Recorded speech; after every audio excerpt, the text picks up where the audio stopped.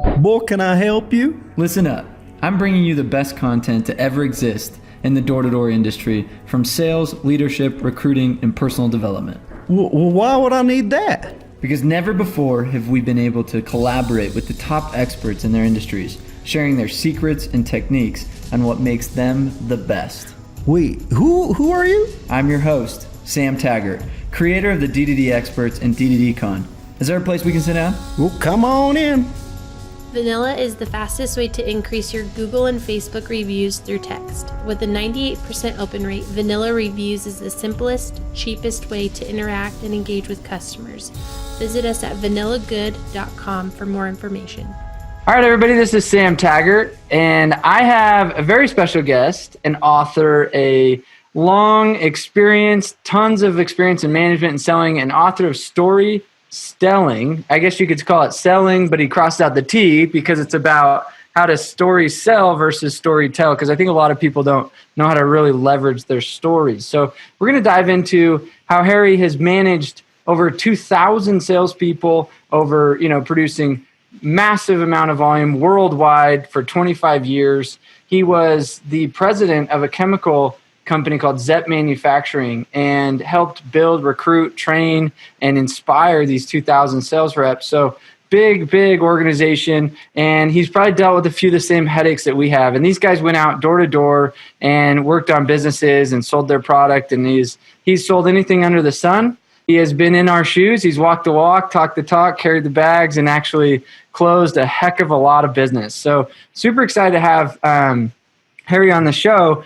And just those of you guys have not got your tickets, just know Door Con tickets are available at dddcon.com. It's January 16th through the 18th. So make sure you go check that out. And we hope Harry to be there. So let me dive in and introduce Harry and get him on the show. So welcome to the show, Harry. I'm glad to have you on here. It is a pleasure to be here, Sam. I'm looking forward to spending time with you and your audience. So we're chatting from Atlanta, right? You're in Atlanta right now? Georgia. Atlanta. If you hear the South, it's legitimate. Born and raised right here. Hey, I had a rep. I'm going to side tangent already, darn it. I had a rep. I brought him out to South Carolina to start selling out there.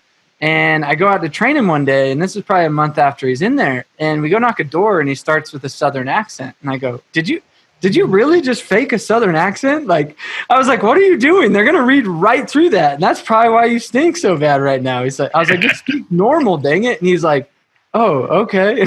So I'm glad you're not faking our Southern accent. I'm not faking mine, so this is legit. I love it.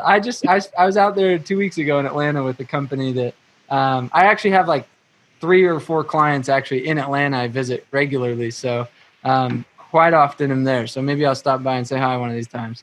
I would love that. So let's dive into this. So tell us kind of your sales in a 1-minute elevator version, your sales journey, I guess, from when did you get into it to now you're obviously selling, a book and more just giving back. So yeah, tell us kind of about your journey. I'll be happy to, Sam. I was born at a very early age. No. But I have been selling from that very early age, from a Coca-Cola stand in the front yard, Atlanta, the home of Coca-Cola, to football colors at stadiums, to insurance, to a little bit of everything, shoes on Saturday, anything to make a buck. And I ended up in the chemical business. Don't ask me how. Through a friend of my brother-in-law, I ended up going to work for Zepp Manufacturing Company. And I went through all the chairs of sales, from knocking on doors with a territory to sales management to a VP of sales to the president of Zepp, where I served for 27 years. I will say 25 straight years of double-digit increase. So we did well. We had plants and distribution offices all over America, about 43, and then the big operation in Western Europe through 7 or 8 or 9 countries in Western Europe, about 1,500 reps in North America, Canada, and the U.S., and the balance in Europe, a few in South America. It was a great experience. Men and women taking a commission-oriented opportunity to spread the Zepp gospel. There's a lot of dirt in this world, so it gave us unlimited opportunity. Many of your listeners probably would be familiar with ZEP products and cleaners and degreasers and automotive influence. Most of the dealerships have a little ZEP in the back someplace. And again, we made friends. We found that relationships were important. I'm a firm believer in the value of relationships, and building those requires the elements of professionalism, of knowing your business, of thinking in a fashion that respects your customer. This is not a hit and run industry. That's not the way to fame and fortune. If you're going to be successful in sales, you better make friends and you better build relationships. And that would be, if I had two words to say to your people initially, it would be make friends. I love that. I love that. There's a book I love called Raving Fans. And I'd always preach, I'm like, make friends, make fans, like build a relationship that you feel you can nurture. It's funny. I actually went through probably 2-3 years of my selling career where I would pray customers would never call me. You know what I mean? Like I was like, if I sold you and you had to call me, that means you're probably something wrong, or and I was so afraid to talk to him or even see him in the street again. I'm like, and I don't know why, like, and if you're listening to this and you're probably like, why is that? I legitimately had this weird fear of like, if I had a friend, or I don't know, maybe it was I wasn't confident in myself or the product or something. I don't know why, but I then overcame that, and I could see my sales double because I wasn't afraid to call him and be like, hey man, hey, how are things? Like, how's it going? Like, because I changed my confidence, I changed my tune, I had much more of an abundant mentality. But the second I could turn it into being like, I hope my customer texts me because it means they're thinking of me. Absolutely. Sales became much easier. So I love Absolutely. that principle. Yeah, one of the stories in the book is I was going to school. I started at the University of Florida, and I was there in a moment of despair. I was lonely. I was away from home for the first time, and I sent a telegram to my father. You remember telegrams? That was yesteryear, but they were still around, 10-word limit, And I said, "Dear Dad, am without money or friends. Love, Harry." He immediately sent me back a telegram. He said, "Dear Harry, make friends. Love, Dad." Now, he didn't know it, but that was great sales advice. He wasn't a salesman, but he said, make friends. And if there's a better template for success, I don't know what it is. It's proven that when all things are equal, people want to buy from their friends. And when things aren't equal, people still want to buy from their friends. So make sure that you do the right thing. And what's the right thing? It's showing up on time, in time, enough times. It's thinking in terms of your customer. It's respecting their time. It's helping them improve their business. It's being a resource. It's not, there's no such thing as just a salesman. You're viewing yourself wrong if you say, I'm just a salesman. Take pride in being a salesman. Take pride in what you do and the way you do it. It's sales, the lubricant of our economy. And we're the old story, nothing happens until somebody sells something, is the truest thing ever spoken. You don't need manufacturing, you don't need accounting, you don't need distribution unless someone is getting someone to say, yes, I'll take some. When can you get it here? That's the lubricant. That starts the ball rolling. And it's so critical to the economy that we all enjoy.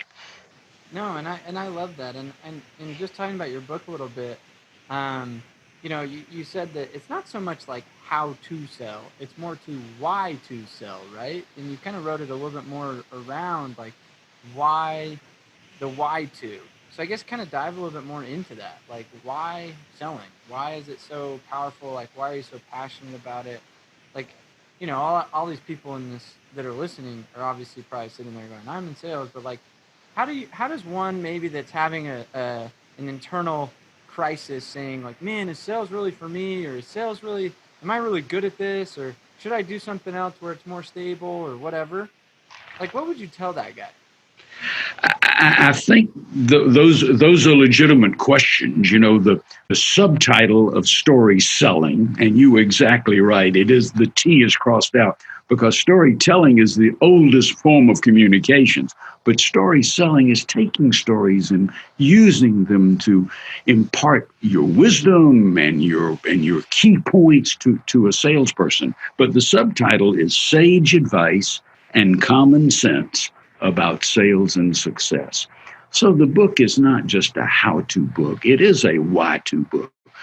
And why to is critical. You're in sales because you're comfortable with people, you're in sales because you like the independence that it provides. Statistically, that's almost 2/3 of the reason that most people are in sales.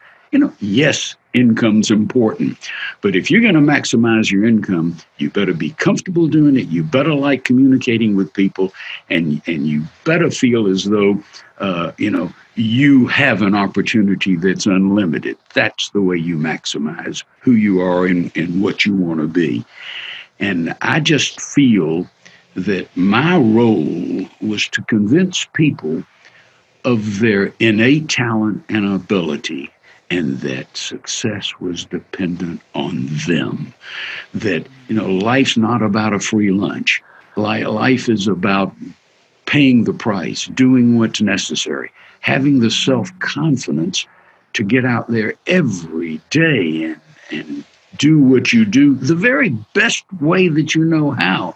I like the 10 two-letter words, 10, that to me say so much about success. And those words are 10 two-letter words. If it is to be, it is up to me. You're not dependent on anyone else. Yes, you need a company. Yes, you need a product. Yes, you need support. But if it is to be, it is up to me. And the sooner people realize that and know that you can't duck it, you can't dodge it, you've got to get out there and do what's necessary. Pay the price, as the coaches say. The coaches are right. Pay the price. I love that. It's so crazy. They're all so simple words. If it is to be, it is up to me. And I think a lot of people, it's so weird. I had a guy. I've always had this principle, right? Of if you can't, if it's going to cost you more in time than it is labor, hire it out. So I'm laying floor yesterday, right? And I'd never I'd already paid somebody to do it. They just hadn't come yet, and I was impatient. So I was like, maybe I'll try this whole laminate floor. And I call a buddy of mine who does landscaping because I was like, hey, will you come help me lay this? Because I've never done this. You seem like more handy than me. I'll pay you $20. Just come. And we get to talking. 20 bucks. What a sport you are. No, I said $20 an hour. So I said $20 an hour. Okay. He's gonna do it for free. I was like, no. I'll get, nobody wants to lay floor with a buddy. And I didn't really know him super well. I just kind of met him through church or whatever. And so I was like, hey, he lives in the apartments right next to my house. And you could tell he doesn't do super well. He's in landscaping. He's married with a kid. But he actually does the landscaping. I'm like, geez, that's I would die. Anyway, so he comes over. We start laying the laminate down. And he gets to talking. He's like, yeah, my wife says I maybe should look into entrepreneurship and maybe sales or something. He's a sharp-looking cat. You could tell he carries himself well. He's educated. Like, yeah, what are you doing as a landscaper?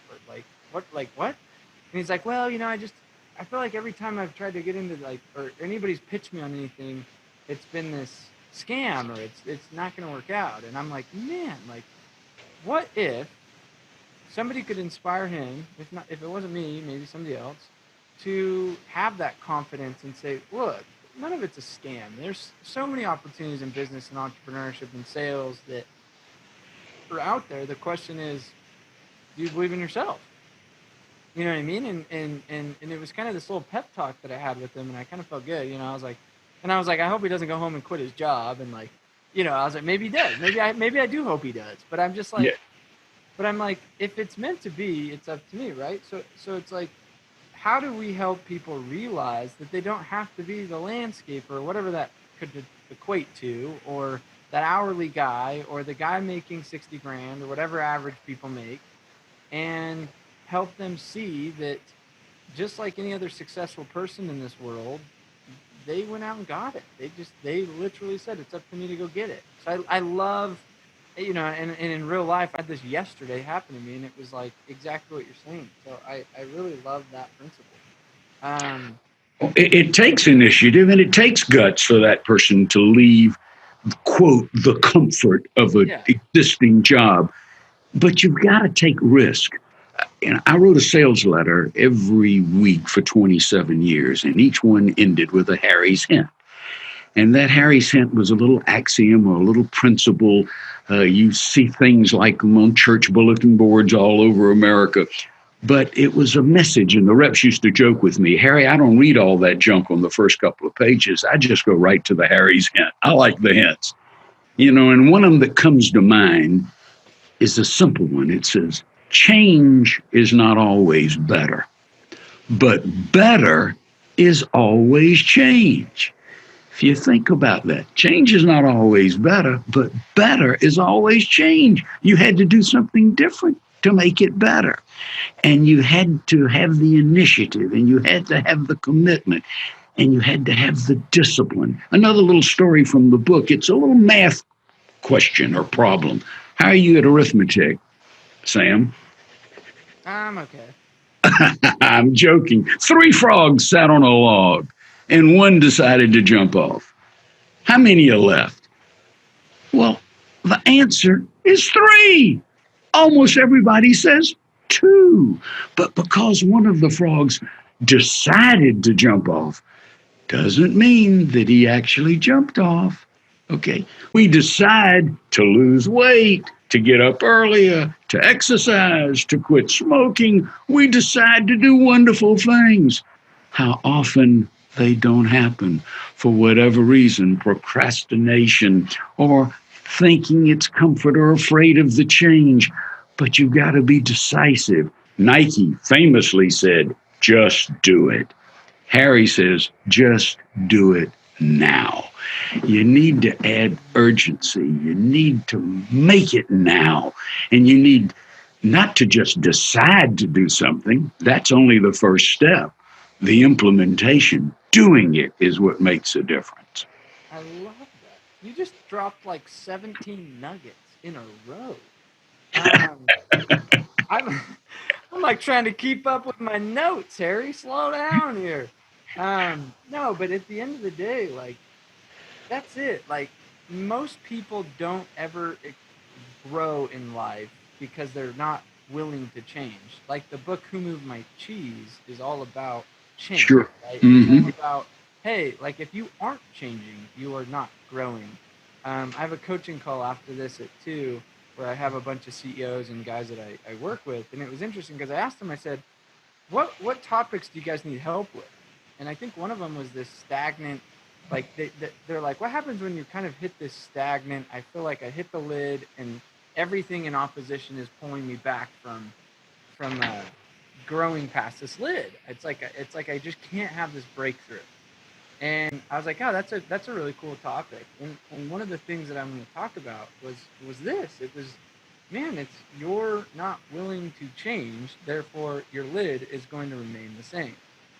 And so it's identifying what things do you need to change. It's kind of like you have a good wolf and a bad wolf. It's which wolf do you want to feed? It's like whichever one you feed will survive, right? And it's like, I don't know. Anyway, so I love this. So where do you feel like sales guys get stuck?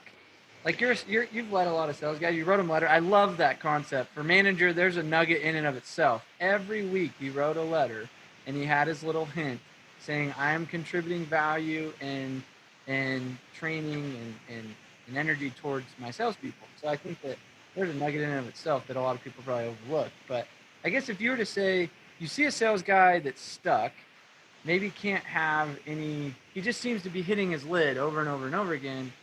How would you inspire him to change and get different results? Like, what would you do to help him? What would you tell my group of CEOs? What advice would you give this guy? I would say to them, look, Do you think you're as good as you can be? Are you satisfied with where you are? Do you think you've reached your ultimate goal? And very few people will say yes. Very few of us work at full capacity. Again, I would say you're responsible for what you're going to be, who you're going to be, and the success you're going to achieve. How willing are you to pay the price? Most salespeople are hurt more not by what they can't do, but by what they won't do. So you've got to have the mindset that's right, and you've got to have the urgency. Two things are critical to success in my mind: a plan and not quite enough time. So the plan is one thing, but you've got to have some motivation to go do it. And again, people that just are complacent and people that rest on their laurels, that's not the answer. Easy street is a blind alley. That's an old Harry's hint too. So the point is, you've got to know that it's up to you, and don't worry about failure. The thing to try when all else fails is again. I love that. The thing to try when all else fails. All of these lines, dude. Is like, what the heck? Again. Exactly. The thing to try. Geez, I'm just taking notes, man. So the thing to try when all else fails is again. And I think that so many people over and over and over again think that they have to like start over, or they're in the wrong spot. Like, think of selling, okay? Let's take these sales guys get stuck. I remember there was 1 year where I made about 10 grand less than I did the year before. And granted, this was a lot of money. And I was like, what the heck? I should be making way more every year. Like, thinking I should have this like massive uptick in performance and income. And I was all disappointed, and I was like, man, maybe this isn't for me. Maybe I should switch careers. Maybe I should switch jobs. Like, I'm digressing. And it was almost like I went through this like crisis of like, oh, maybe I need to rethink everything. But no, it's just try again and go perform better. Like, I don't think it was anything I did wrong. I just think it was like, I might have had a slow week or a slow month that maybe put me back that extra thing. You know what I mean? And it's like, I think so many people get so derailed, and then they go down the easy street, which is a blind alley. And I love that. Easy street's a blind alley, and then try again. Like and winning is hard. Like, winning isn't the easy street. I love that. Yeah. But there's no feeling like winning either. What's the old story? Show me a good loser and I'll show you a loser. and there's a lot of truth to that.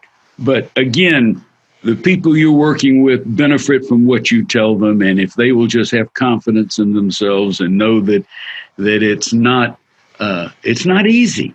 It shouldn't be easy. You want to be able at the end of the day to say, did I do the best I could do? Did I take care of my customers? Did I think in his or her terms?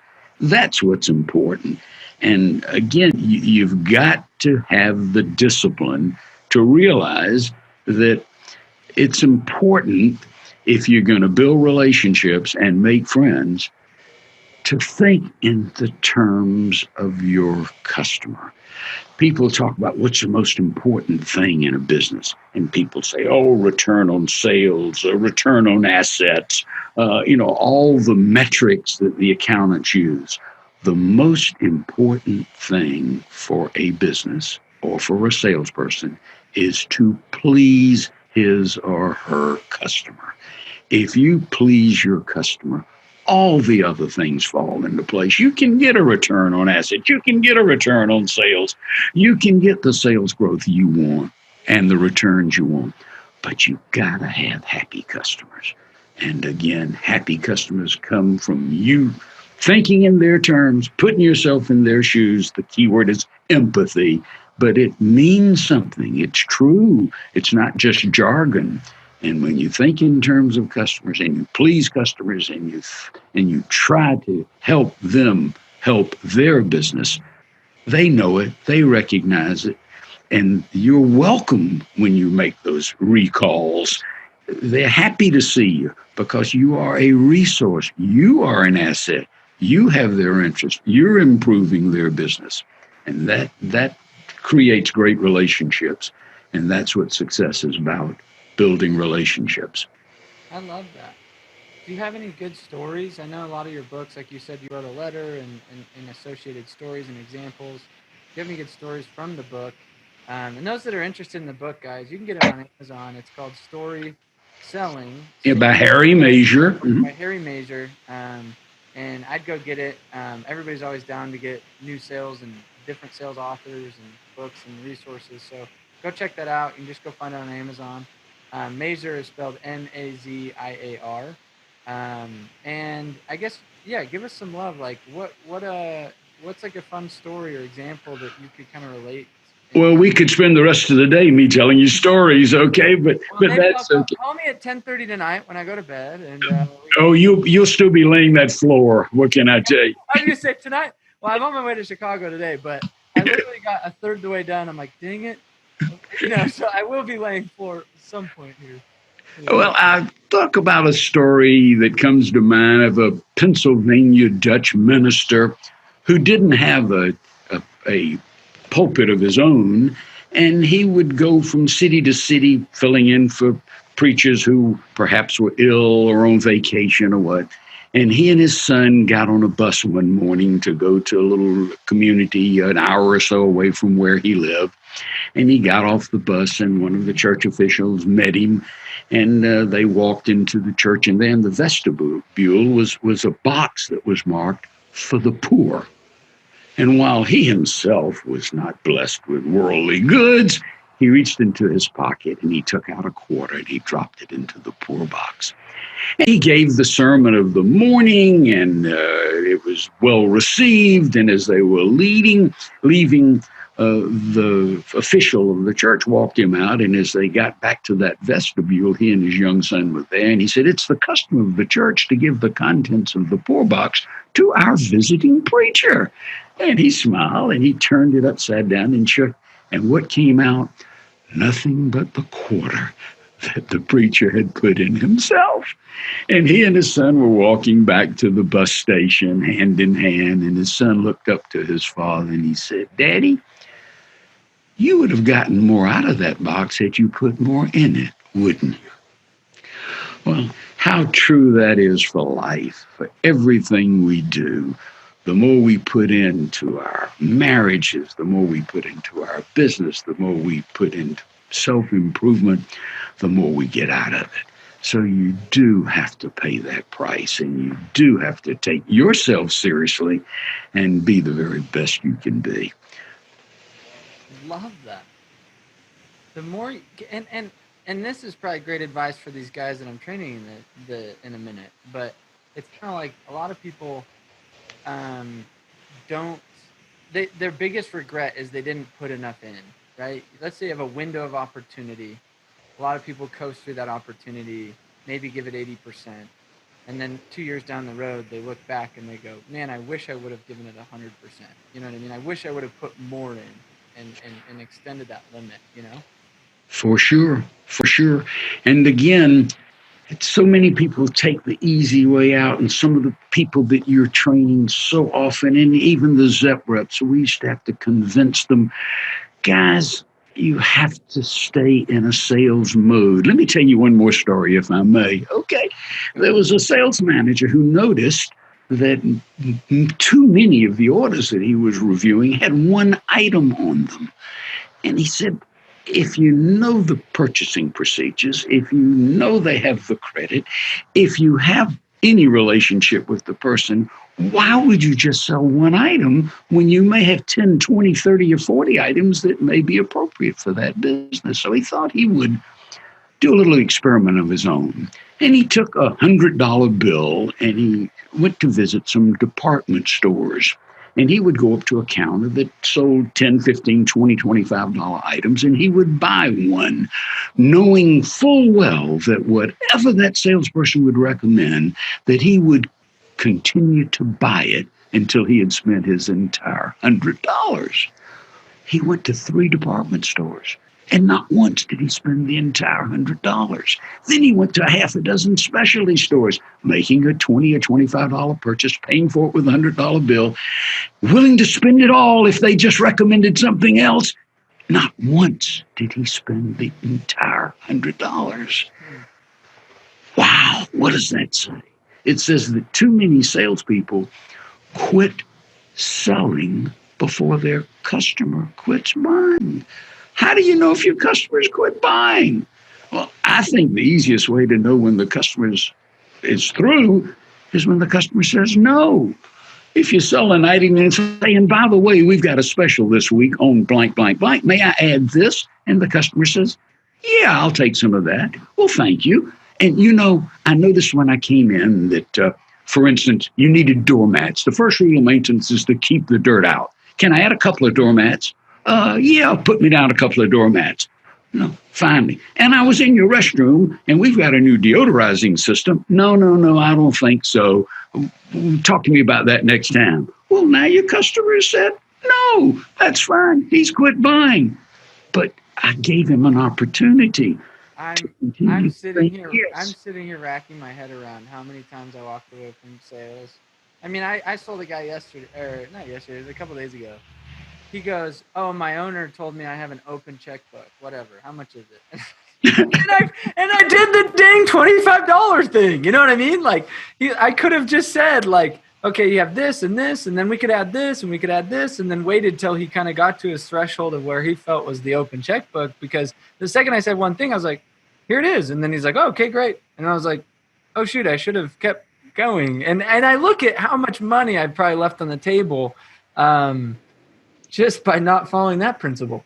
Sure, and it doesn't have to be offensive. It doesn't have to be pushy. It doesn't have to be pressure. You're asking in a simple way, may I add this, or could you use this? And then when the person says yes, wonderful, you win. When the person says, no, I think that's enough, well, at least you've reached a point where he's quit buying, you can quit selling. Love it. Well, we got to kind of wrap up, but Harry, this has been very insightful. I think that obviously those that are listening, we appreciate it if you share it and go follow Harry and go get his book. And also, tag somebody that needs this. Like, tag somebody in the comments or in this to where you can share this with them and help them get some value as well. Also, a reminder to go follow DDD Experts on Instagram and Facebook for more, obviously, awesome podcasts and content. And Harry, I always ask my interviewees one question at the very end. And I'm actually excited to ask you this because of your many years of history doing this. And obviously there's a lot of lessons you've probably learned over the years, but if you could, and I just say, keep it super brief and just simple. If you could give our industry, obviously, you didn't go and sell solar alarms and things like that, but you banged on enough doors, and you've managed a lot of people that listen to this are owners and leadership. So you could gear it towards one or the other. What piece of advice would you give them? If you could just pick, you could pick it as a whole, you could pick a rep, you could pick the leadership, the owners. Like, what piece of advice would you give them? Oh, I guess I'd probably revert to a couple of Harry's hints. I'd probably start with, people talk about passwords today all the time, and we all have dozens of passwords. The password to success is now. The password to success is now. So I would tell people, don't look for others. Don't look for excuses. Don't look for blame. There are not enough crutches in the world for all the lame excuses. Okay? So I would say just take an attitude of, I must do something, will always solve more problems than something must be done. I must do something. Ooh, nugget. Please just give yourself the chance you deserve. Work hard, be disciplined, Add a sense of urgency to what you do. Be respectful of others. Selling is a trick, but it isn't trickery. Do the right thing and do it over and over again, and success will be yours. I love it. Geez, you're full of nuggets. Harry, hey, I appreciate you being on the show. This has been an awesome interview.